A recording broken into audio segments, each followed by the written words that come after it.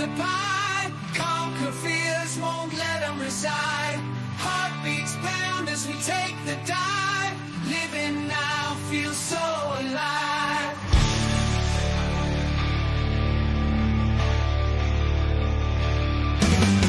Heart steel veins glowing bright. Fitness gone in the dead of night. Fading game, we got the sight. Crushing finance, career out of sight. Man up now, we own it true. Breaking change, just me and you. Success stories everywhere. Living life beyond compare.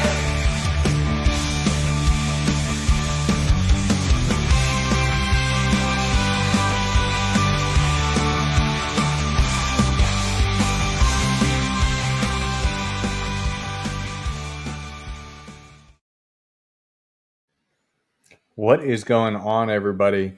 This is going to be fun. We got a special guest here. We got Tarl. How you doing, brother? I'm doing fantastic. Hope you guys are doing good as well.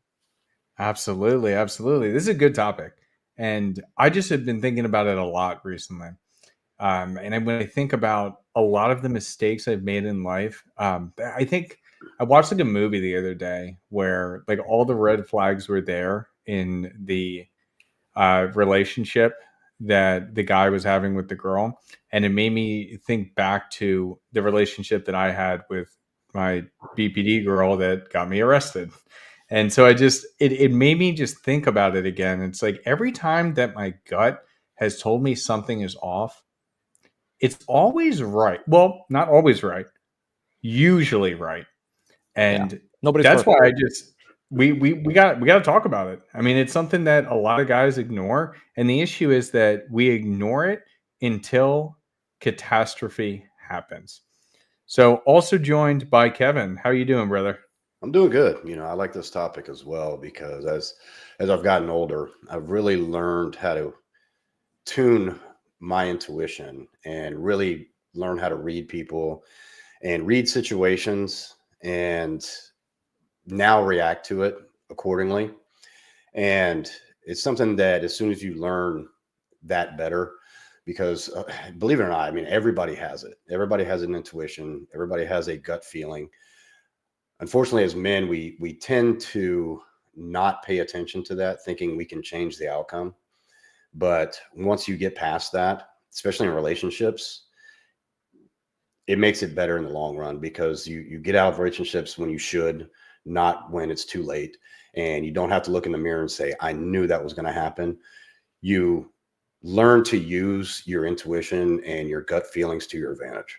And that's something that once you learn it and once you know how to harness that capability, it makes a lot of things better moving on. And it makes breakups easier. It makes losing a job a lot simpler. It makes dealing with family relationships and people around you. It makes it a lot easier because you're like, well, I knew that was going to happen, so I ended it earlier. Absolutely. Yeah, and I definitely have things to talk about that. But Tarl, we were talking behind the scenes, and you were saying that your father taught you a lot about how to trust your instinct. Do you want to speak on that? Yeah, he said that there's people that'll tell you to trust your gut and people that'll tell you to not trust your gut, and they're both right and they're both wrong. Because the key thing is that there's a difference between like your gut feeling and cowardice, right? Because there's your initial visceral instinct, but then there's the cowardice, there's the self-doubt. That's usually what people will attribute their gut feeling towards. Like you see, people that are emotional will tend to do this. They will let their fear feed an instinct or what they feel like is an instinct, and it's not. Their instinct is the one that's actually screaming at them initially, telling them what is wrong and identifying the problem. And then what you do after you identify that problem is what allows you to get different results. And that's part of what was my combat training. My father taught me about, how to meditate outside of combat to maintain a calm state, but then also how to do what he called combat meditation. And that's why I say like a lot of the stuff that he taught me was kind of like Mr. Miyagi type training, because it was one part philosophy and one part physical action always. So I had to take a lot of the concepts that I was being taught, like high IQ stuff, like vocabulary and things like that, and would have to talk to him about those things while I was in high stress situations, whether we were working or whether or not I was like actually doing training. doing push-ups, teaching me archery, those sort of things. So, whether we would sometimes we just go out, we do what's called shed hunting, like when deer and elk shed their antlers. You'd go out at that time of year and you'd go shed hunting. So you'd look for the sheds, and you can use those for doing. You can make combat sounds to draw in deer during the season, right? So that's why Mm. you want the antlers. It's not for even other reasons. It's a hunting tool. So just kind of you're digressing there a little bit, but there was a huge emphasis on understanding and honing my instinct. So that way I understood the difference between my razor sharp instinct from my subconscious and my conscious cowardice. Because we're all, Mm. the definition of bravery isn't that you lack fear. It's that you overcome that fear and move forward bravely, knowing that you can succeed if you put in the right effort, right? That's how you slay the dragon. Mm. Yeah, no, that's huge, and that's one thing that I've actually been tested on a little bit recently. One of the things that I do here and there is options trading. I love the stock market. I find it fascinating, and I completely wrecked myself because I let go of the discipline last week. And so my instinct is always right.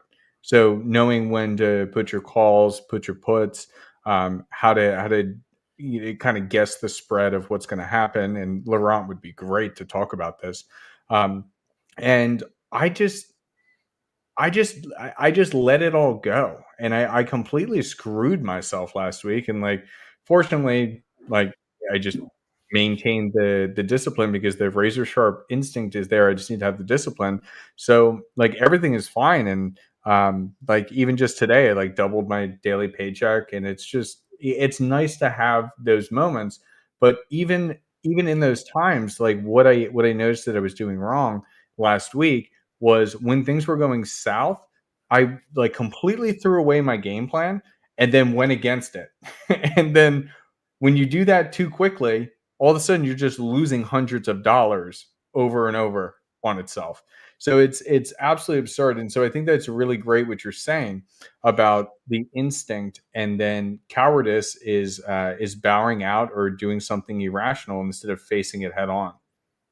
Yeah, and a key thing that you said there was about pushing yourself to those limits, because I was talking a little about that, but my training and my, extreme sports, fad back in the day.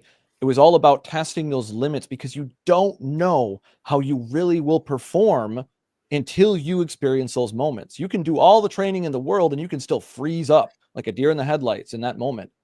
People talk about fight flight response. Most people don't understand. Most people freeze. They won't Yes. run, they won't fight, they will literally just submit to the circumstances because they don't know how to respond. Even if they trained, their instinct led to an emotion, the emotion overrode their logic, and their brain is paralyzed. That's why Mm. training is so important, and why, like when they do boot camp and stuff like that, you got a drill sergeant yelling at you. Why was that done?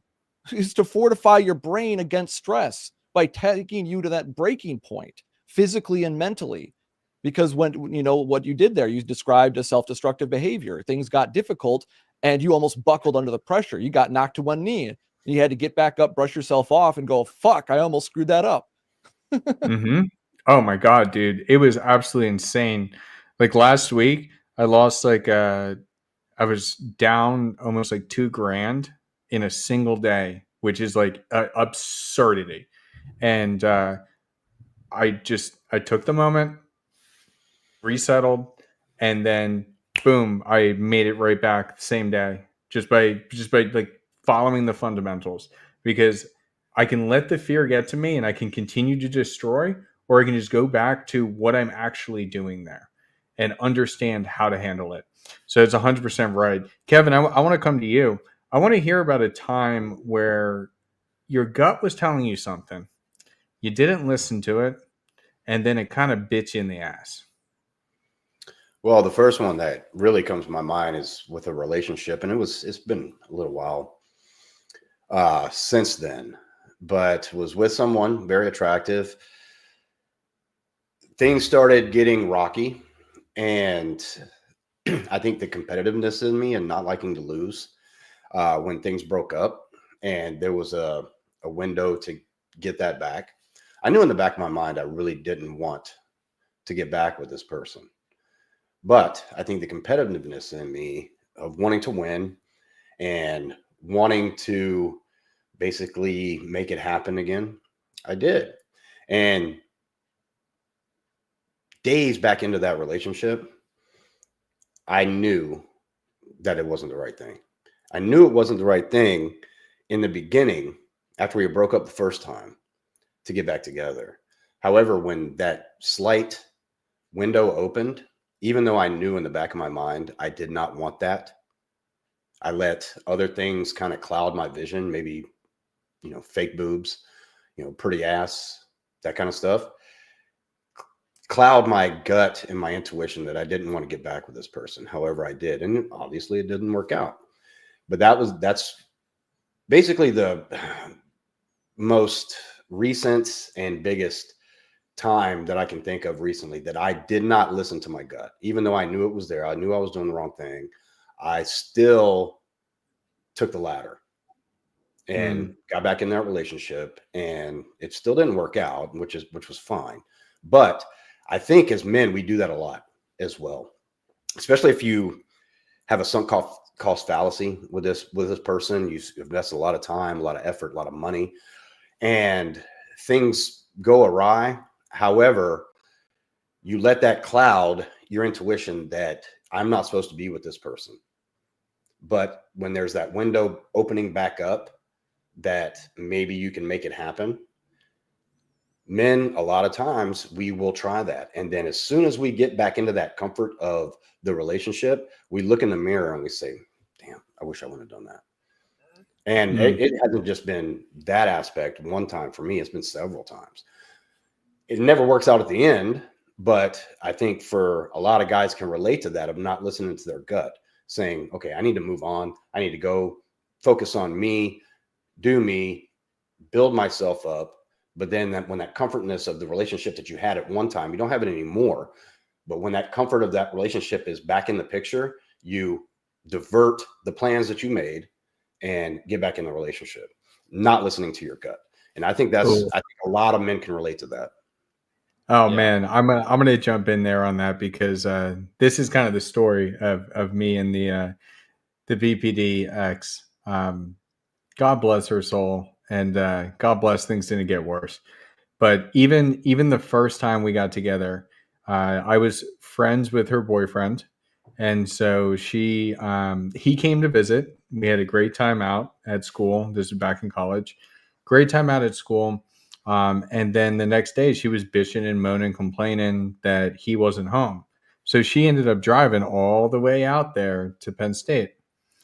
And mind you, that's like a 3.5 hour drive. So it's not any type of small feat. They end up getting in a fight that night. And stupid young me, and this is really shitty behavior on my end. So I had everything coming to me. But they broke up that night, and he ended up just getting a hotel somewhere else. And I ended up sleeping with her. And then we ended up starting to date.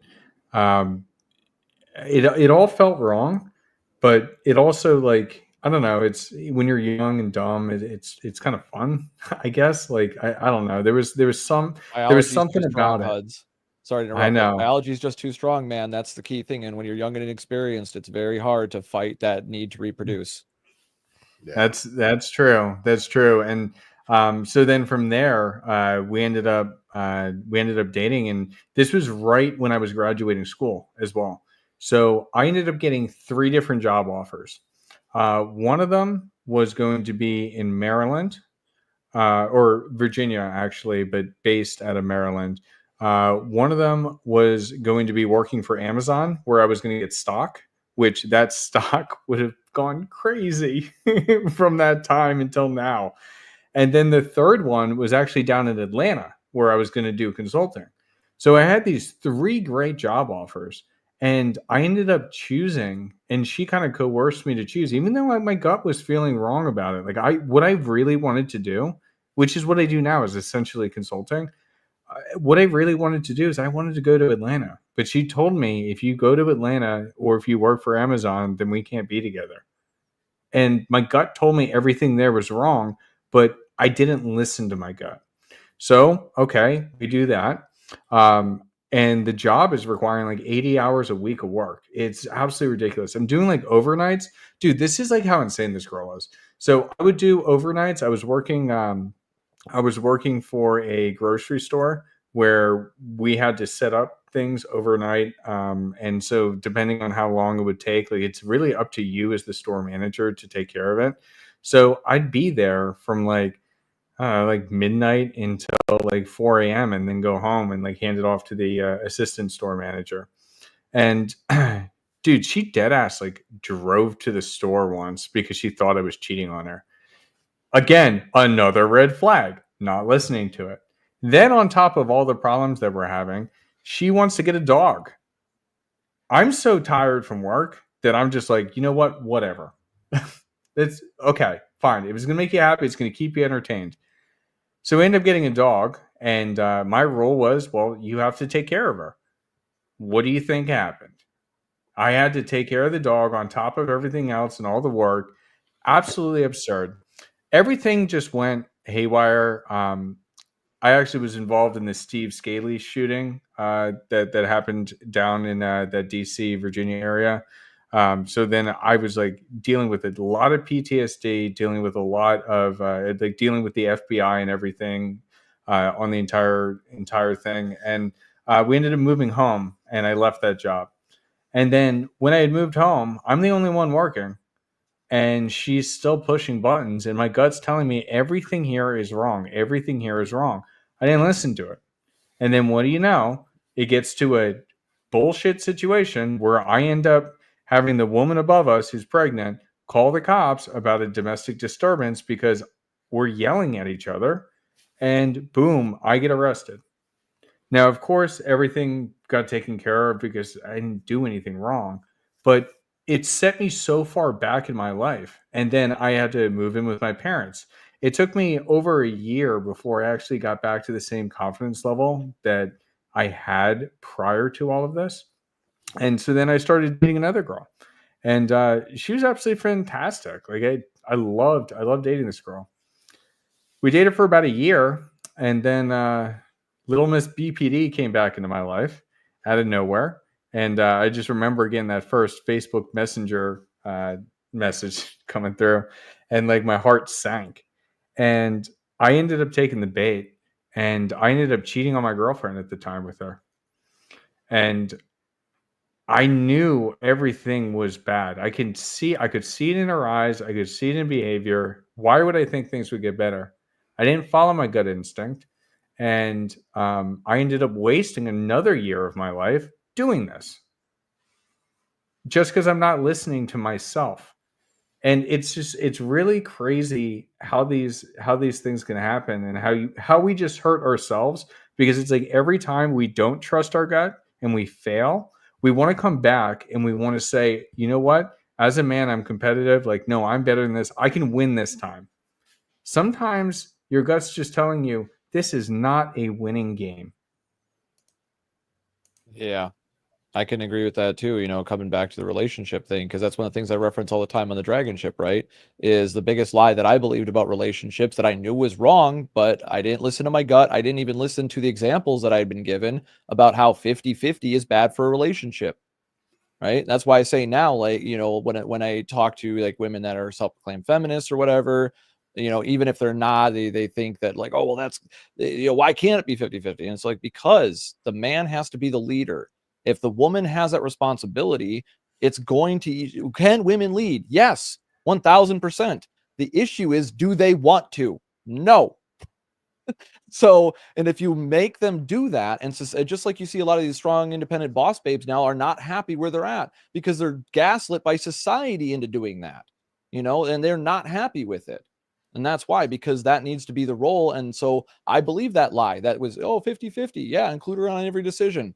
Yeah, that made our relationship toxic. That made her stress out. She didn't know why. And then she'd start lashing out at me, and that's why we'd argue about things so much. Because she would get upset, didn't even know how to tell me that it was that I was making her lead the relationship with me, right? Giving her half the responsibility. She didn't want that. She just wanted me to make her life easy for her, not have to think as hard, right? Not have to doubt herself, because women are consumed by self-doubt more than men are a lot of times. So, they're very self-conscious, right? Because of their vulnerability. So Mhm. they don't want to make that decision because they're scared of fucking up.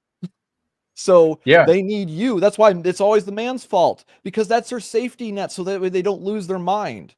And I didn't understand that. So I didn't realize that by following feminism, I was low key actually being mentally abusive to my girl, taking that bad feminist advice. By making her take half the responsibility, it was stressing her out to no limit.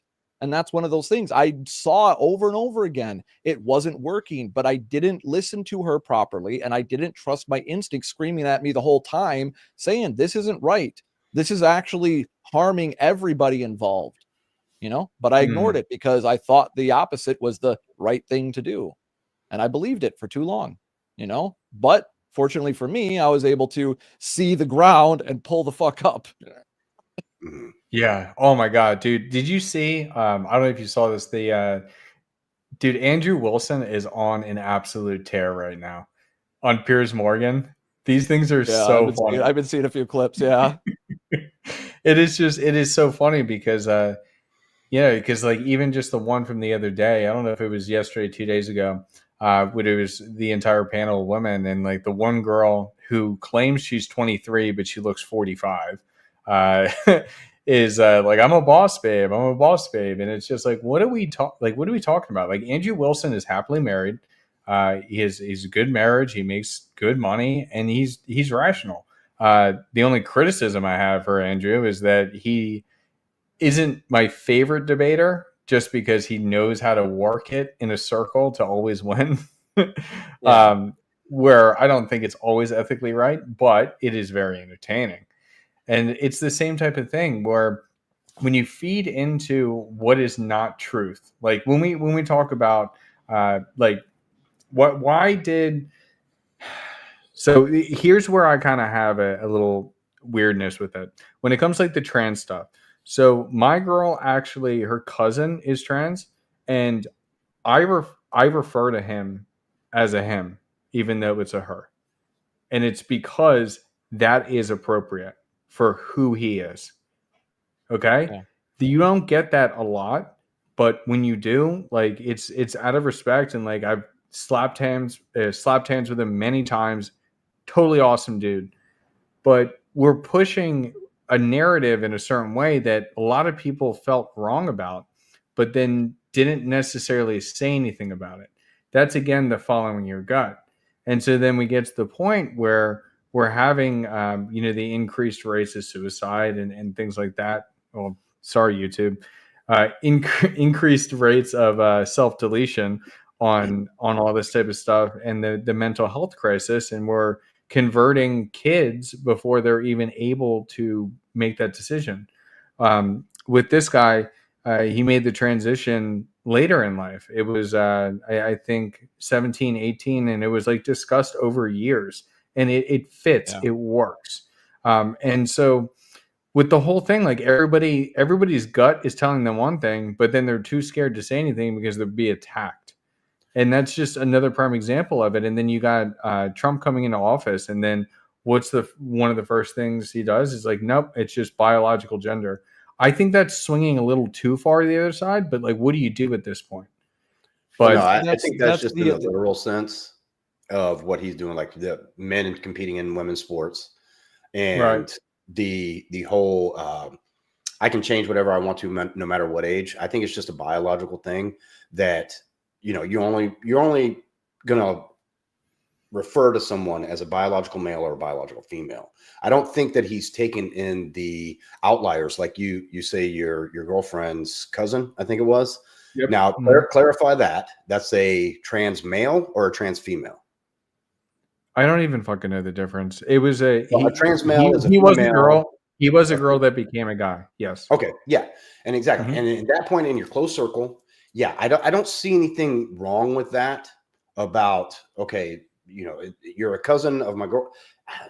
Okay, that I can do whatever, I can play that role, whatever. However, I know in my gut, I know my intuition tells me that there's two roles. There's biological males, biological females. You can call yourself whatever you want, and I will respect that to a point.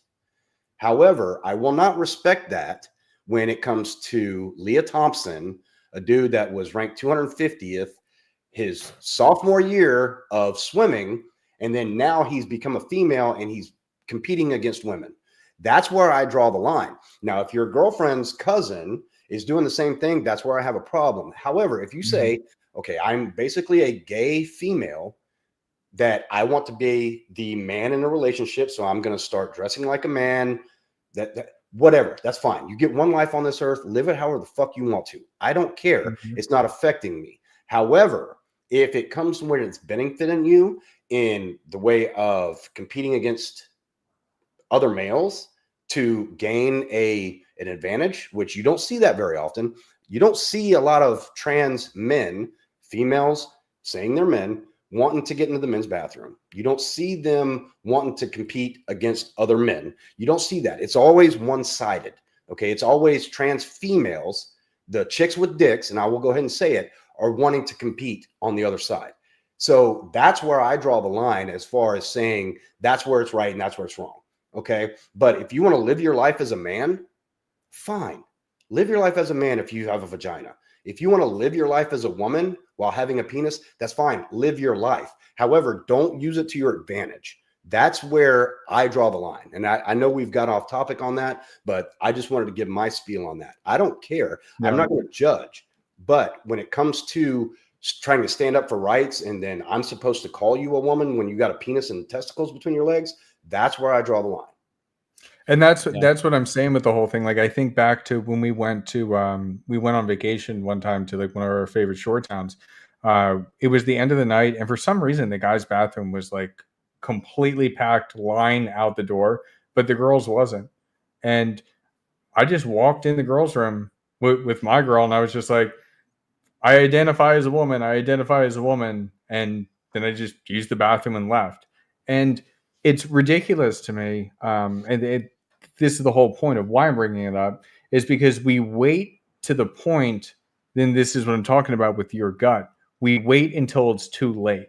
And that's what we did. We waited until it's too late when everybody's gut was like, this is uncomfortable having different genders in different bathrooms.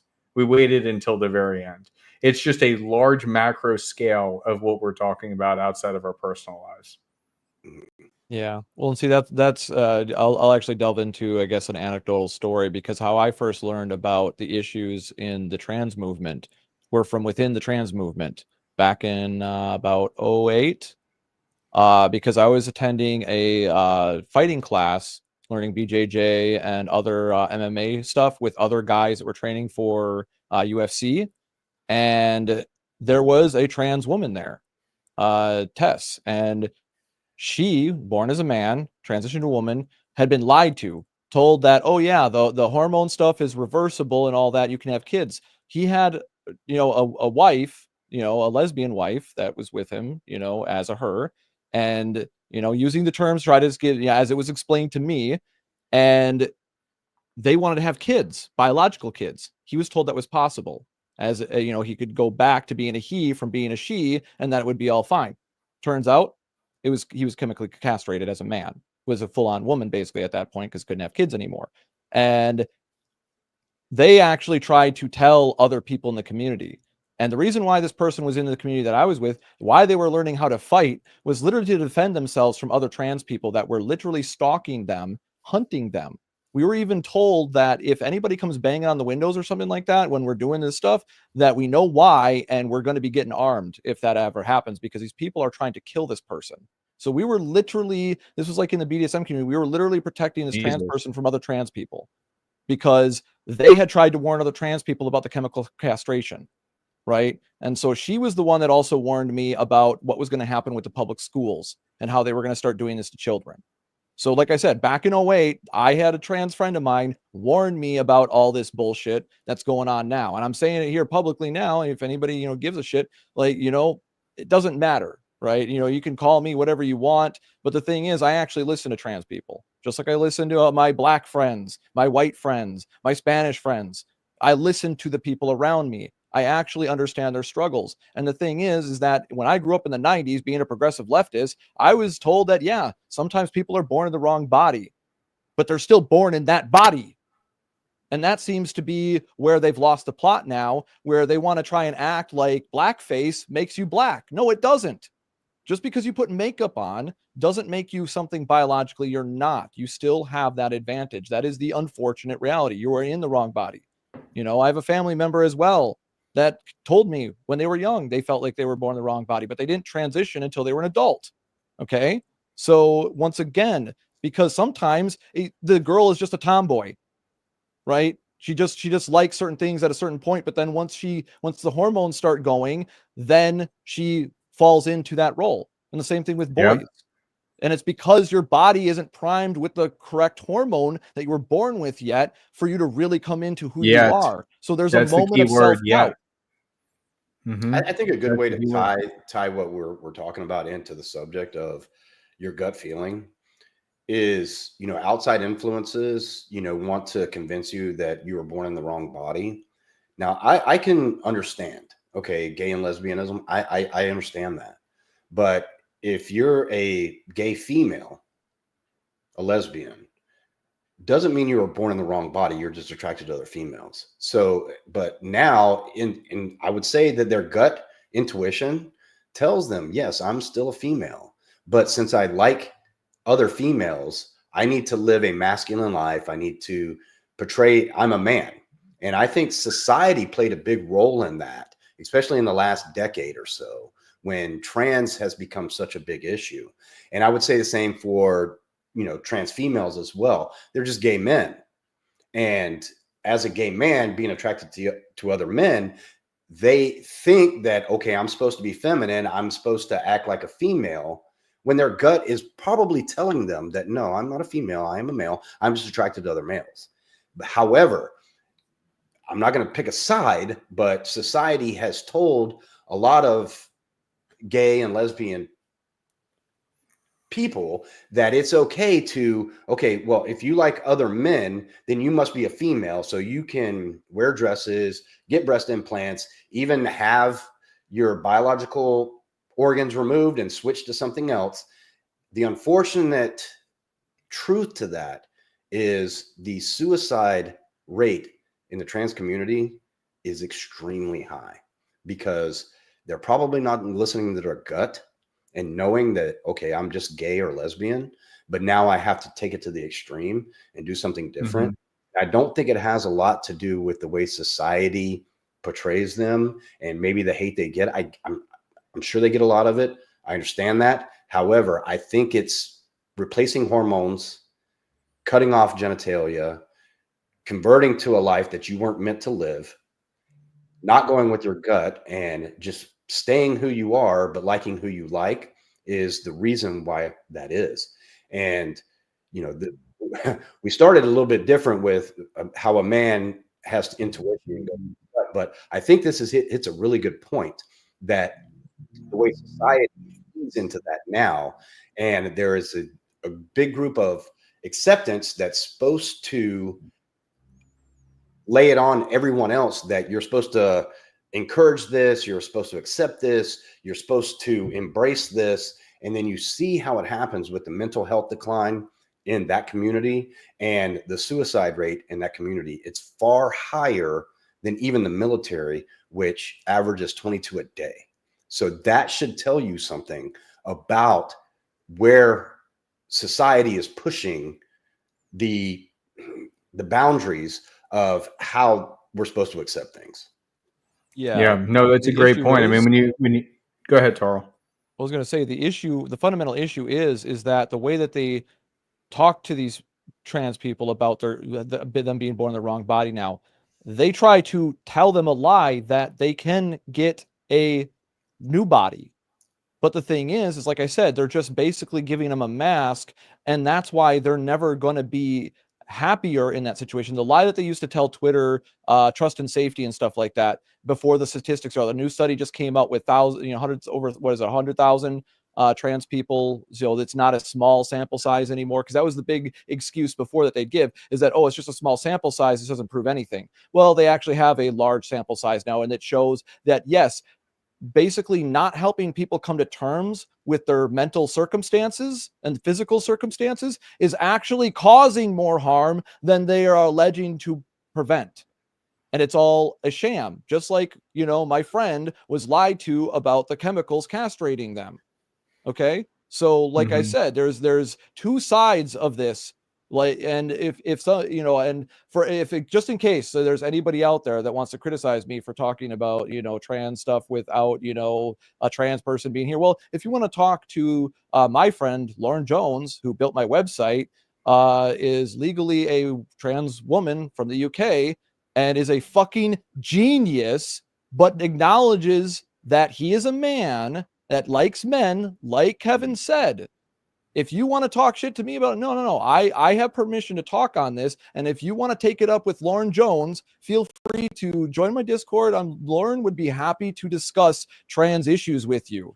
Okay. So just putting that out there for any of the naysayers and for, you know, YouTube chill, right? I'm not talking out my ass here. I know people actually struggling with these things, and I give a shit about them. They're some of my best friends, you know, and I know in the going to the other side of the manosphere, like how, you know, How dare you? like, oh shit, this guy associates with Transformers. How dare he?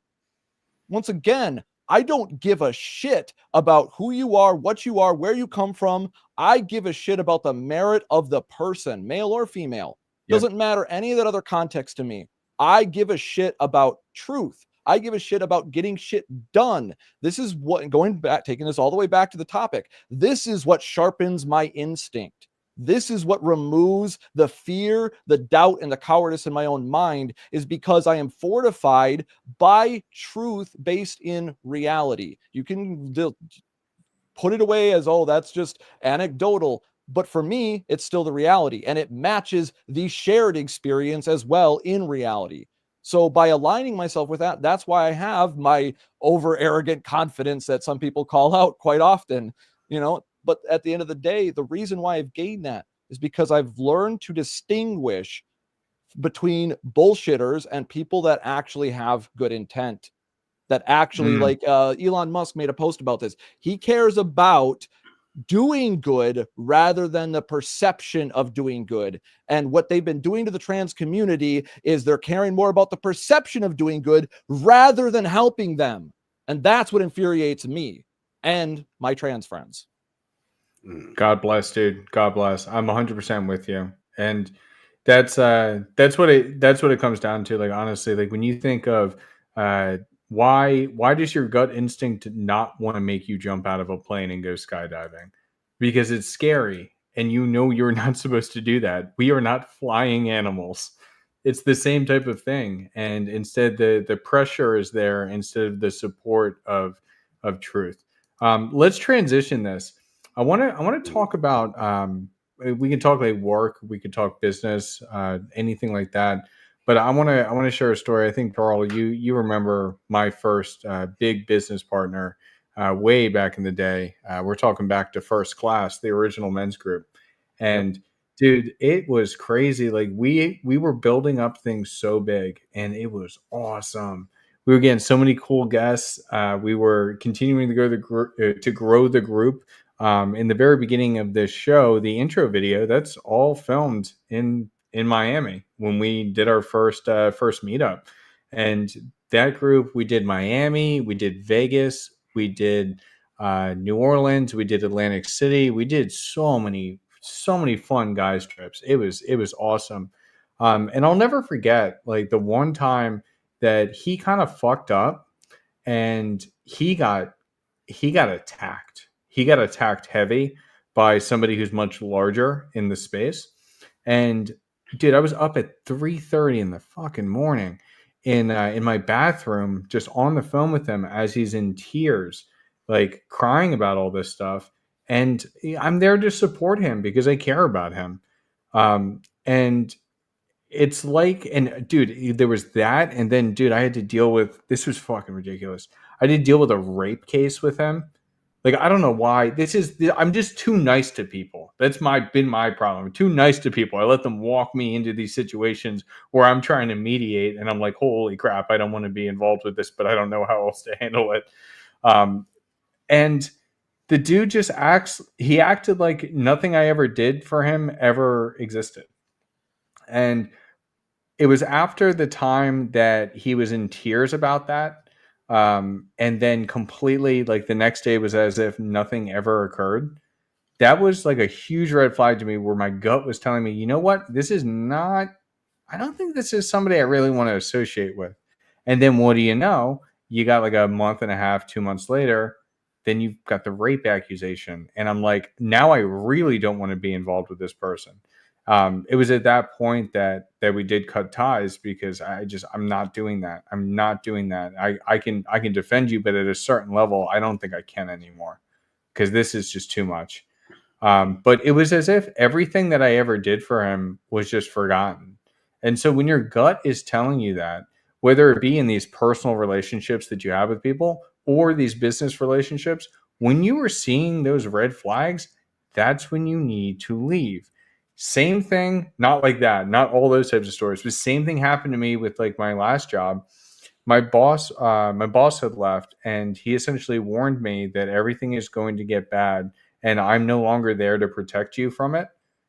So he didn't tell me it, but he left and he wanted me to leave. He's like, it's going to get bad. I didn't listen. I was ignorant. And what do you know? Out of nowhere, I got blamed for something that my new boss then pushed through. It was like a code push that he greenlit. And he greenlit it, and then he blamed me for it. And so I ended up getting let go, and I ended up having to sue the company. Everything worked out in my favor, so it didn't really matter. But it just was absolutely absurd. And when you see the writing on the wall, don't expect it to work itself out. I'm sure you guys have experienced that in work as well, or any type of professional like business relationships you've had with others, right? Yeah, Yeah, over yeah, and over again. especially extremely recently. But before we wrap, Tal, you brought up a good point. Like with Elon Musk, and I'm not going to name every name of high-profile people that have started seeing the light of they were on one side for so many years. I will use Elon Musk as an example because of what he's done with Doge, working for free. He was listening to his gut that maybe the side that I've been on for so many years is not the side that's going to prosper for the United States. And so you see that he kind of made a gut decision to head up Doge, and now he's doing great things. Now he's taking a lot of flack for it. He's getting a lot of hate. That's fine. He's on Elon Musk. I don't think he cares.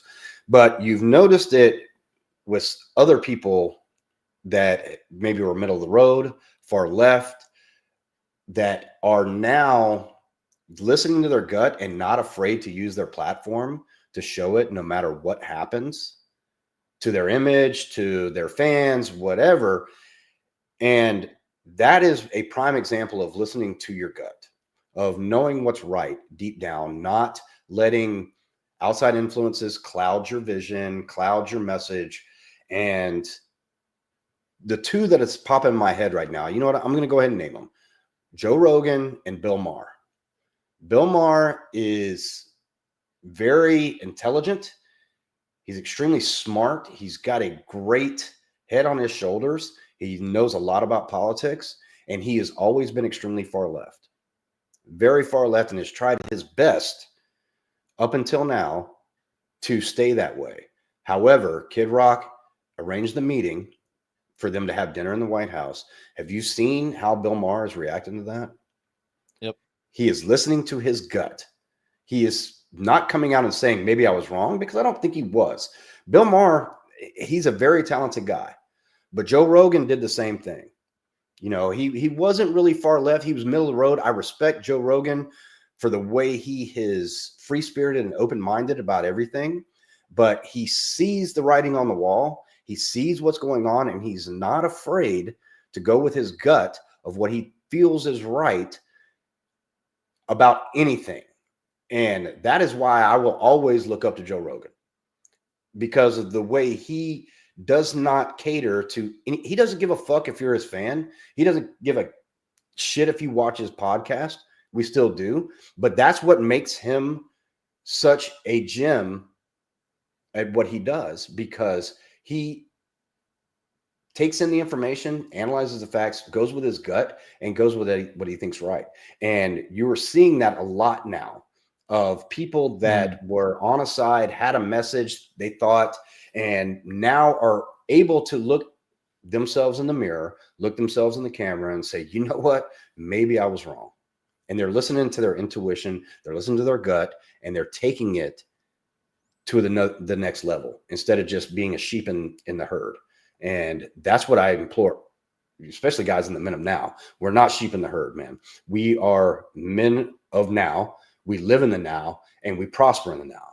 And if more people start doing that, especially men, start listening to your gut, stop letting your hormones control you, stop letting outside influences control you, stop trying to make other people happy except yourself, that's when you start to really prosper as a man.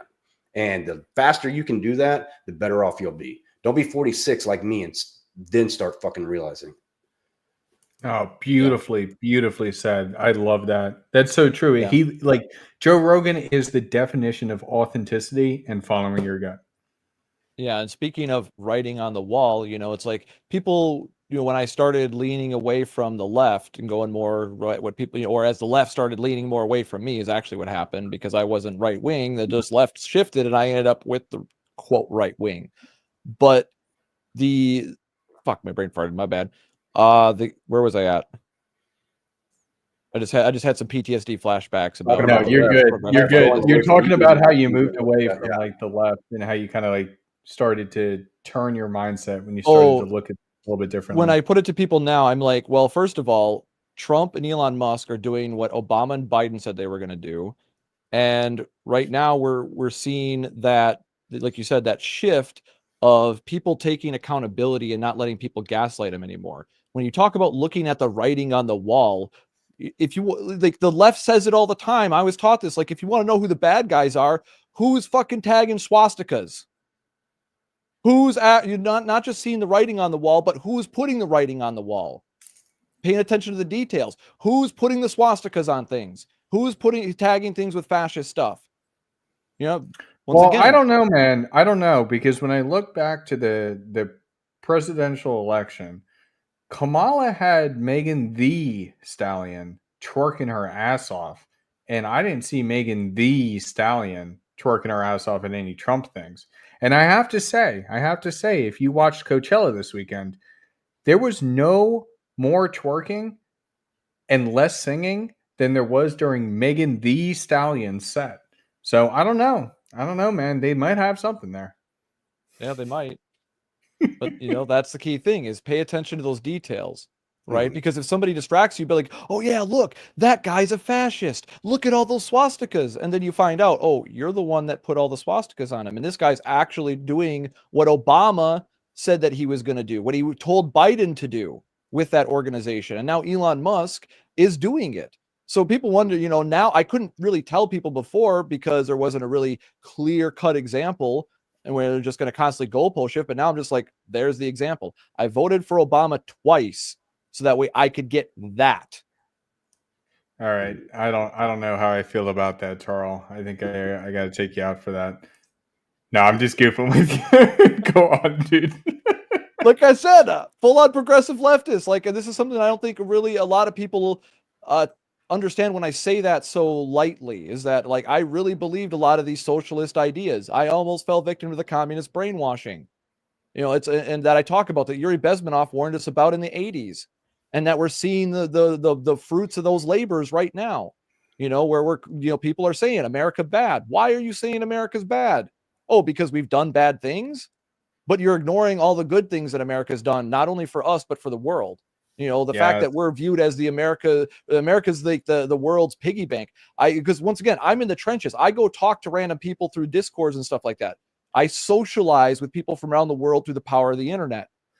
I don't just treat them as like just another number. Like, I actually get to know these people. And I've had lots of foreign people like criticize America. Oh yeah, you think you're the world's daddy, you're world police and stuff like that. And just like, well, you're acting like we are.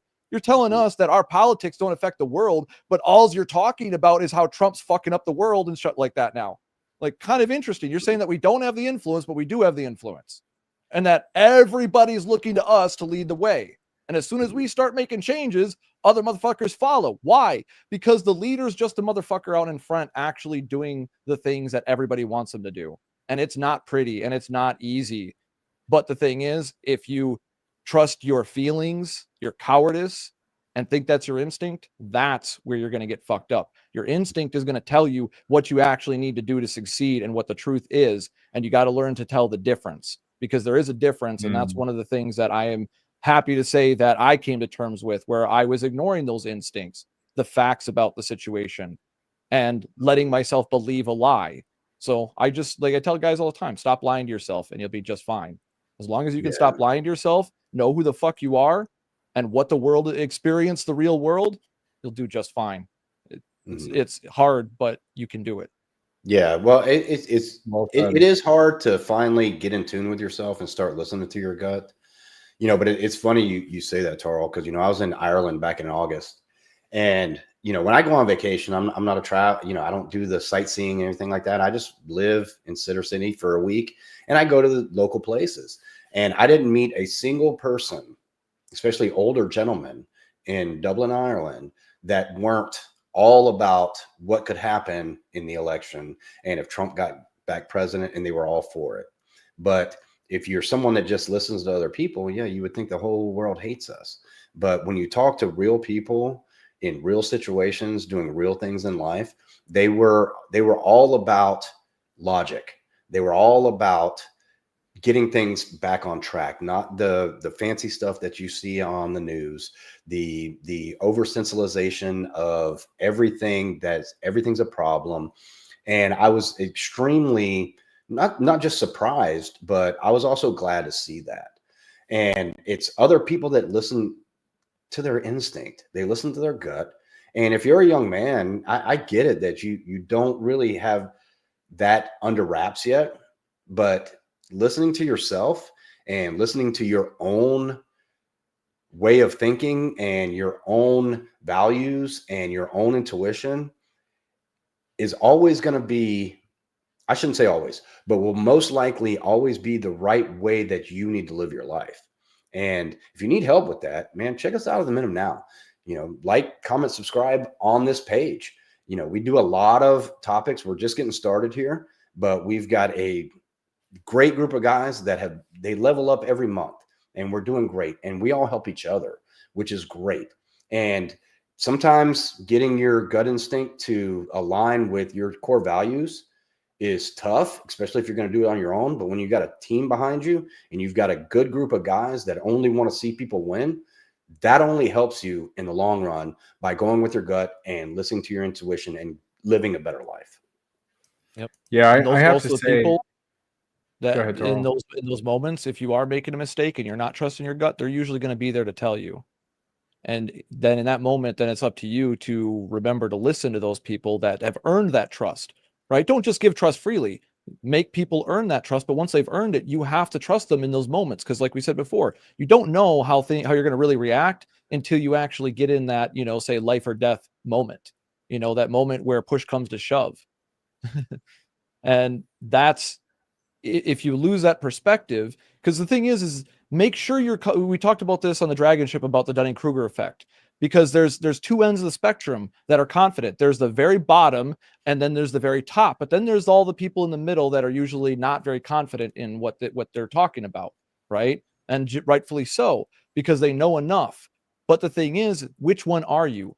Are you the guy that's speaking confidently out of ignorance, or are you trying to endeavor to speak with confidence out of knowledge, right? Usually the wise guys usually sit in the corner. I used to be called the strong silent type. I've had women literally come up to me in a bar and be like, "Oh, you're the strong silent type, aren't you?" And it's when I'm literally just waiting for my dad to finish doing business with the owner of the bar, and I'm playing a fucking video slot machine, and she thinks like I'm up to like some awesome like badass thing or something like that, like I'm fucking James Bond or something. Came over wanting to buy me a drink and everything. And my dad came over and was like, "Yeah, we got to go." And I'm just like, "Yeah, this girl's trying to buy me a drink." And he's just like, "Oh man, barflies." But absolutely.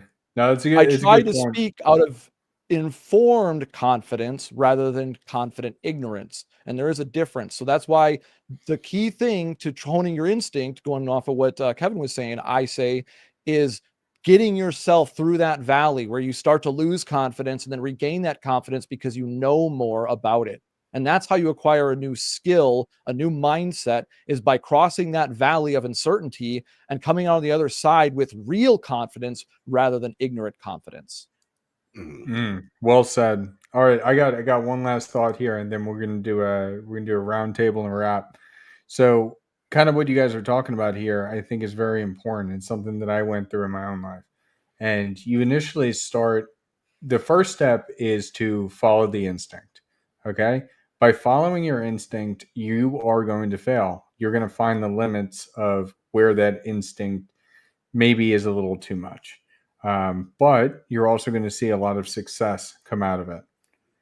Then from that instinct, that's where it makes it so much easier when you have a group of guys like Men of Now or the Dragons membership or Beer Club with Paul, any of this type of stuff. Just when you surround yourself with the right people, they can help steer you. So you start with following the instinct, then you start calibrating the instinct, and then you start refining that instinct and how you handle the situations. Tarl and I are dealing with it right now, figuring out, okay, how do we handle this tactfully? And this is the same thing that you deal with when you rise the ranks in any type of job. When you start dealing with executives and higher ups, you got to do it in a tactful way, but you don't learn that overnight.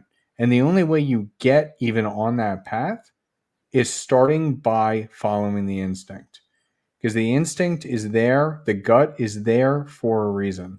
So, guys, I want to go around, and Tarl, we will go ahead and start with you. If you want to plug any of your stuff and what's going on in your world, I think we're going to be doing a lot more stuff together, and I really appreciate you coming on today.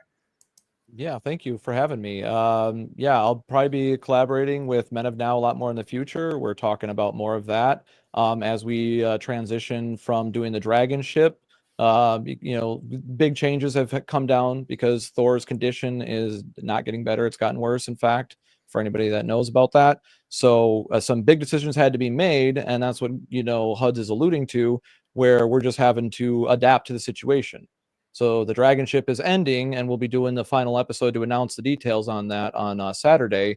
But we'll be doing more content in the future. So my website, vikingparadigm.com, you can always hit me up on my social medias.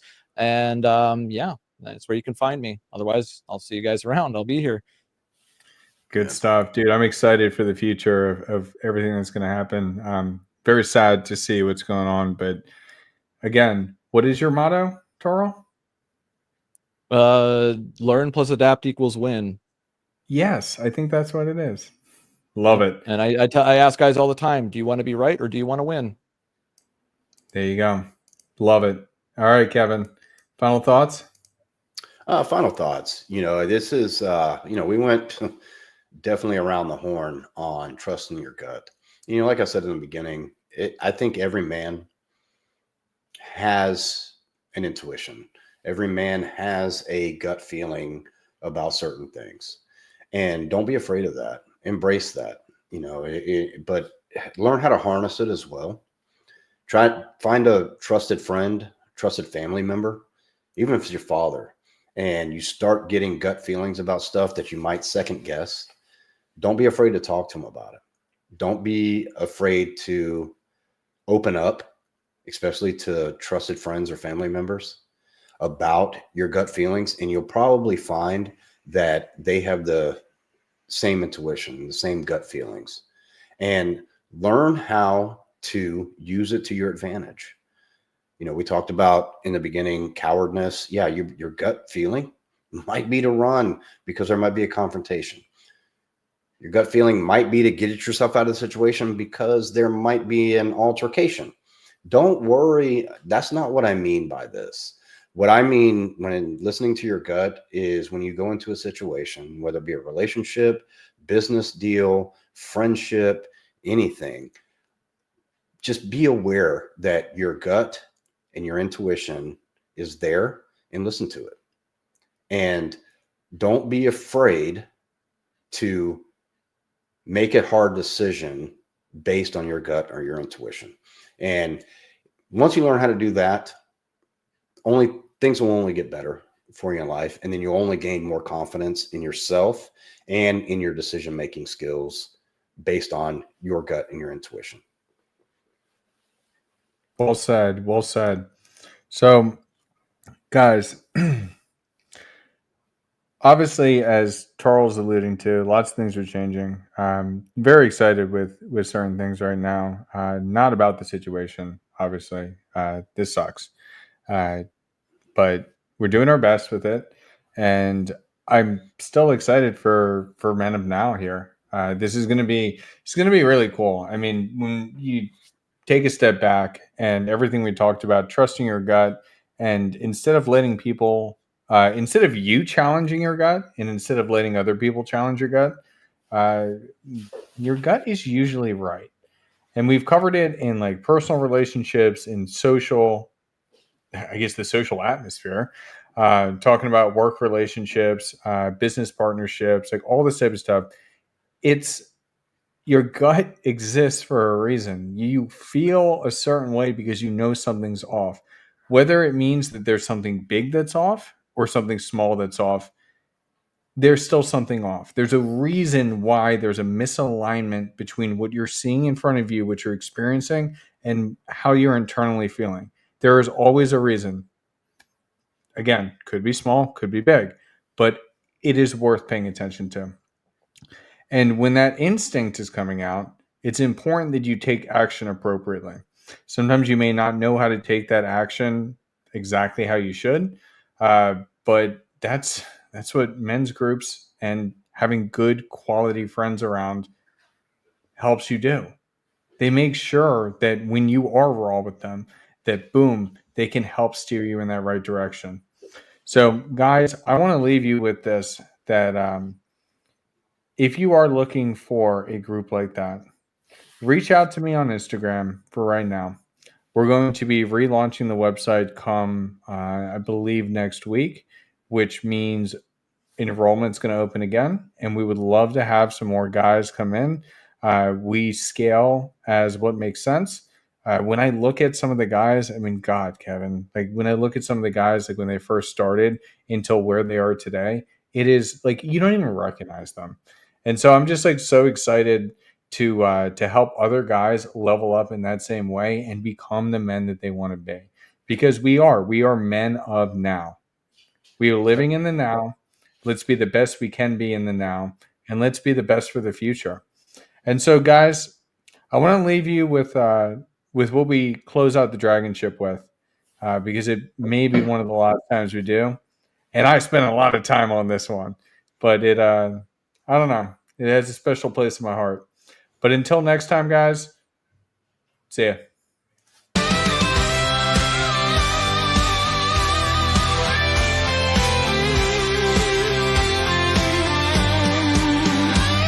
On wave we fought to war, brotherhood sword to sword, thunder cracked above, in these battles we love. The dragon ship sails through the stormy tide, with raven wings as our guide. Skies of fire and ash, hearts begin to clash, but it's time to